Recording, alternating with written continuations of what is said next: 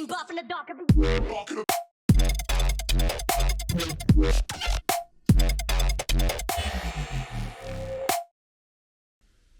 First up, we'll start under the bonnet again. So it's actually quite clean. Actually gave it a bit of a wipe down, a bit of a clean down, so looking a lot fresher.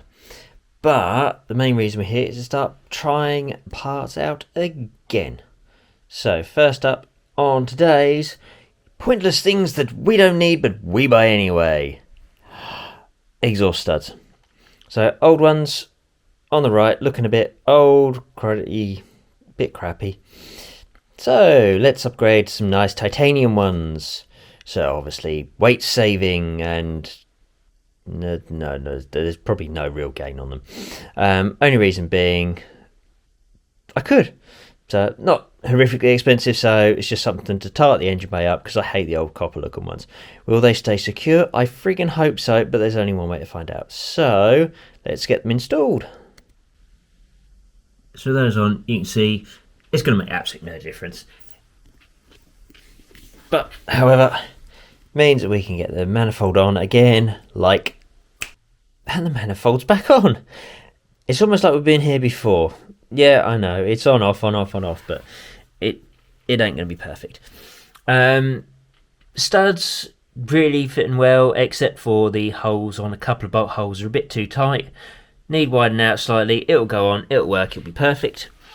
One nice thing to see though is the T7 Designs adapter in there for all the coolant. Get the old fuel line out of the way. Yeah, so hose is going to work quite nicely. I don't know how well you can see. You can just about see the hole up back there of where it needs to go to. I got a 90 degree. I fucked up. Simply put, what I need is a nice 120 that will point it off in that direction. Where's the hole? There it is. Peekaboo. So yeah, I need a 120 degree. Damn it. This car really feels like 2 steps forward, 1 step back. And it is. It's a project car. This hasn't been done before. So it's a learning curve. I'm learning. Hopefully you're learning too. No. Who cares? You don't want to learn. It's not what you're coming for. You just want to see some car porn. Do you want to see some holes? I've got 2 of them. I was talking about the bulkhead, you dirty, dirty gits. So yeah, pulled all the wiring out of the engine bay. Only reason for that was A, to give it a clean. It does look actually quite nice. Few little touch-ups needed here and there. Reservoirs, they're nicely in. Yeah, still need to do a bit of work with the working out the length. Actually no, I worked out the lengths, need to order them. So yeah, with the holes, pull the wiring through because I'm thinking about swapping which one the engine loom comes through and which one the engine bay loom comes through. So let's have a quickie ganders inside. Yeah, so inside actually looking quite clean. So up on the dashboard, all the engine loom is sitting there. Reason being it's all there is so that it was out the way while I gave it a clean inside. So let's try and get some of this out of the way, shall we? Bibbidi bobbidi boo. So with that, wire looms poked through the bulkhead. Let's have a look. Ooh. So a little bit of wiring inside to route for that, but it's a lot cleaner again.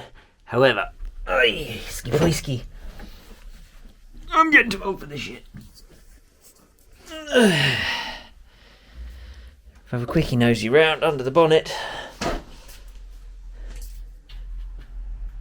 There's the burness wiring that needs routing now. So how can we make all of that? Actually, it's not that bad. Famous last words.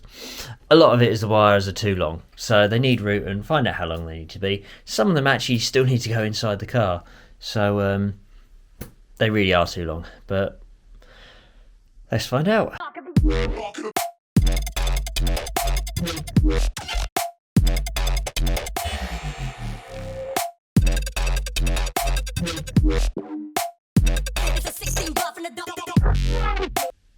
So we're actually not looking too bad.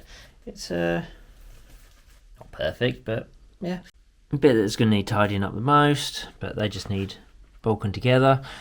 Hopefully just make a short hop from the bulkhead, actually underneath the intake. Air temp on the back, throttle position on the back. What else was there? Manifold pressure.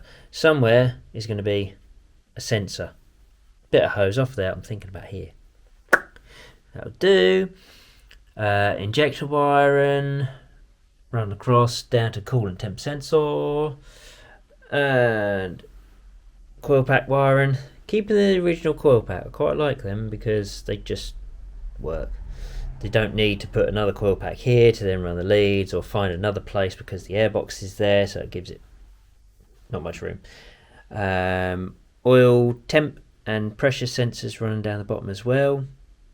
And cam and crank, need to find out which one's which, but one will run along there to there, the other will run down here to down there. So it's quite a simple thing in theory.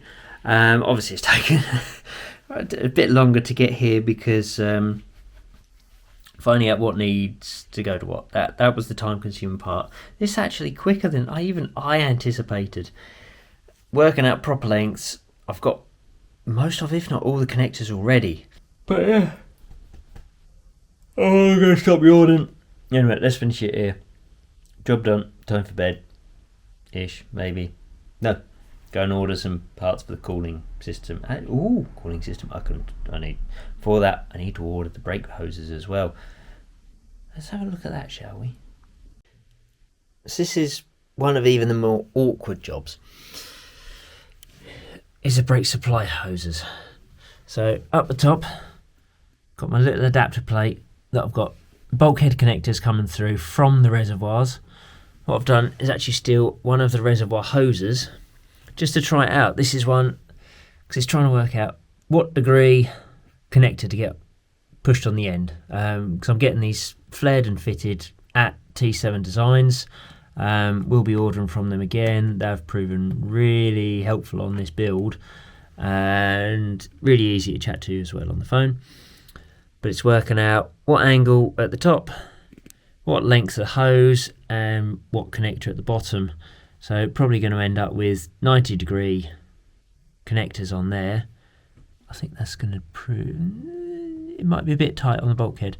Not bulkhead, on the just a little floor plan on this one. Hopefully though the others it'd be a bit easier. We'll see, but obviously it's working out individual length for each of them. There is potential for I did have a banjo bolt. I don't know where the banjo bolt came from. Probably came from OBP with the cylinders. One good thing I have found though was Goodrich actually do swing around this way instead. Oh god, there is stuff everywhere, over everything. Pressure sensor on a banjo bolt. So what I can do is actually use that for the clutch pressure switch, which I can use for flat shifting for the ECU, and then use another one on the brake master cylinder for front or rear brakes, or one of the two, and use that for the brake lights as well. So where normally it would be a switch or push or push switch, contact switch, something on the brake pedal itself, because obviously aftermarket, it's just a pain to mount onto the pedal box. So if I can do it by pressure, that's it from me. Haha. Love this position, I don't know why. Hoodie's on, obviously, because it's cold weather again. What happened? Do not know. But anyway, we shall carry on. There's been far too much progress for a Friday night. This is scary.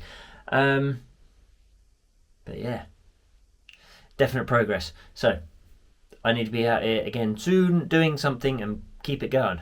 Momentum's good. Thank you for watching as always. Thank you for listening to me babble, and I shall have some more content for you hopefully soon. Bedtime. Take care.